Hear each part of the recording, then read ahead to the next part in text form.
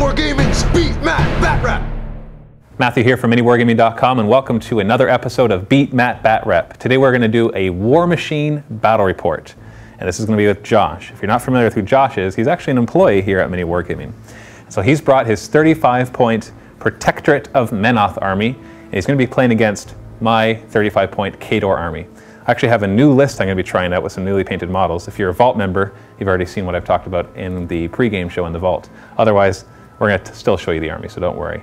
So let's take a look at the armies as well as the scenario. Let's start by taking a look at Josh's 35-point army. Now he's actually got 33 models in this army, so it's almost as many models as you could possibly fit into a 35-point army. Leading the charge is Krios.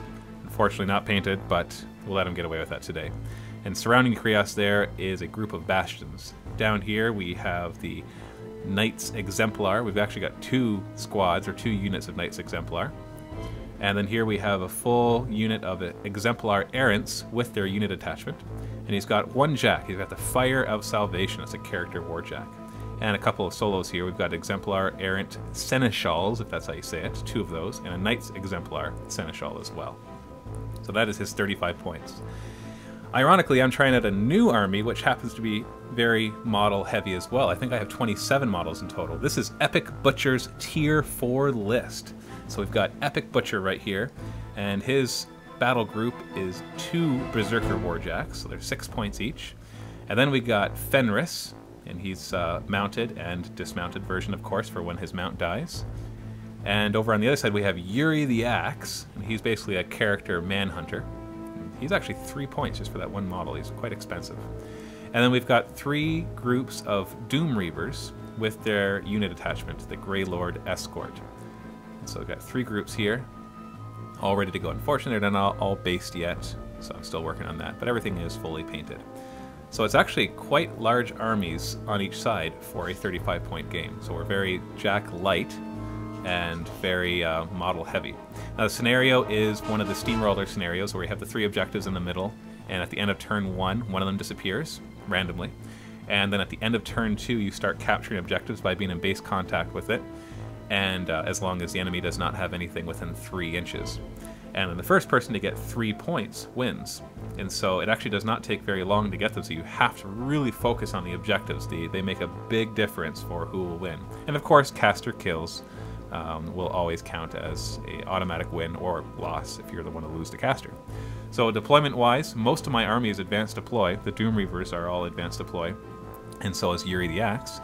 So I just start with my guys in the middle, the 2 Berserkers and Epic Butcher and Fenris, all right there in the middle, ready to spearhead right down towards the center objective.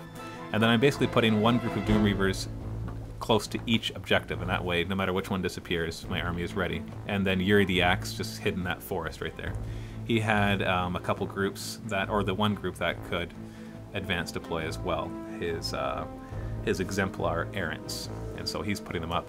Now because of his tiered list, he actually got a plus 2-inch deployment. So normally he gets 10-inch deployment because he was going second, and he gets plus 2 inches because of his tiered list, and then he gets an extra 6 inches deployment for these guys, so they actually get to start pretty far forward. And he has advanced move on both of his Knights Exemplar units, so they're all going to move up there 5 inches as well. So we're both actually starting pretty far forward, which will mean that we're going to get into the bloody carnage of this battle pretty darn quick. And I pretty much have no shooting. My Grey Lord Escorts have a shooting attack, a spray attack, but usually I'll be charging, and so they won't really often get to use those. Other than that though, my Jacks don't really have shooting. I do have a bit of shooting with Epic Butcher, but that's about it. On his side, he does have some shooting with his crossbows, but this is really going to be a hand-to-hand battle right to the end. We had rolled off, and of course he saw me deploy first, and I get to go first. So I just run up my 3 groups of Doom Reavers, get into position. There's no way I could charge him, so just moving up, just a little out of his range, his charge range, so all he's going to be able to do is move up and shoot. Yuri the Axe moves up, and unfortunately his Exemplar Errants ignore cover and concealment, so all of Yuri's huge bonuses really won't matter if they decide to shoot at him. Menoth Turn 1, he gives 1 focus to his Fire of Salvation, and then he moves forward, and he casts, I don't remember the name of the spell, but it's the one that basically you get knocked down if you kill anybody in the unit, and he casts that on the Exemplar Errants. his errant seneschal decides to do an assault, and he actually has a rule where he gets to shoot when he assaults, and he failed the charge, but he still gets to shoot. He shot at the Grey Lord escort and failed to hurt him. And then the Exemplar Errants move up and they start to shoot at the Doom Reavers. And I get my tough rolls. Because I have the Grey Lord escort, they have a 5+ tough. And if they make their 5+ roll, they stay alive but are knocked down. And so he manages to kill one, and I failed the tough roll. He kills another one, I failed that tough roll as well. Luckily, he's missing quite a bit, though. Then he fires again, he hits, and he kills one of them, and I make the tough roll, so he's knocked down. He decides to fire at the same guy, because he's on the ground, he's easier to hit. He still hits him, even though he rolls a 3. He kills him, but I make my tough roll. So luckily my guy is still alive. I'm kind of glad that he shot a different guy, because otherwise I'd have 2 guys knocked down rather than just 1. And then he fires at another Doom Reaver with his other solo, killing him, of course. His Bastions then move up and surround his caster to keep her protected. I don't think I could actually charge him this turn, but you never know. There are some pretty crazy stuff that you can do with feats and spells, so you have to really be prepared. So end of round 1, we roll to see which objective disappears, and the one on the far left disappears, so the bulk of the armies are on the right. So stay tuned for turn 2 to see what happens.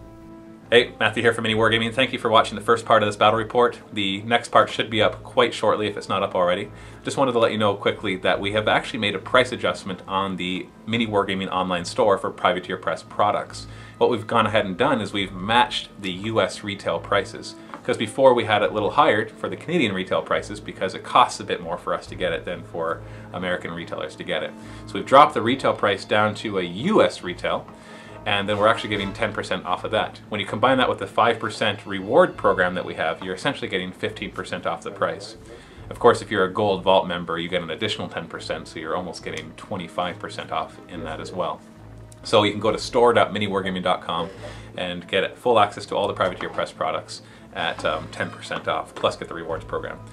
Other than that, just remember that if you want to help support us, go ahead and subscribe, and make sure you rate this video.